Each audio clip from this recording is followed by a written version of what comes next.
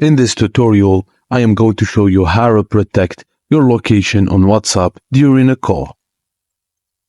Safeguarding your privacy while making calls on WhatsApp by utilizing the Protect IP Address in Calls features. Follow these steps. 1. Ensure you have the latest version of WhatsApp installed on your device.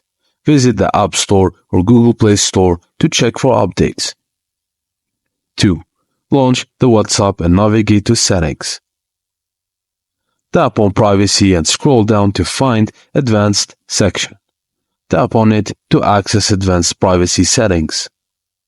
In the Advanced Privacy Settings, locate the option for Protect IP Address in Calls and toggle the switch to enable this feature. Just note that you have to be aware that enabling this feature may result in a decrease in call quality, as calls will be delayed or relayed through WhatsApp servers instead of direct peer-to-peer connection. But despite relaying calls through WhatsApp servers, all calls remain end-to-end encrypted to ensure security. And that's it, guys. Thank you for watching, and please don't forget to like and subscribe for more.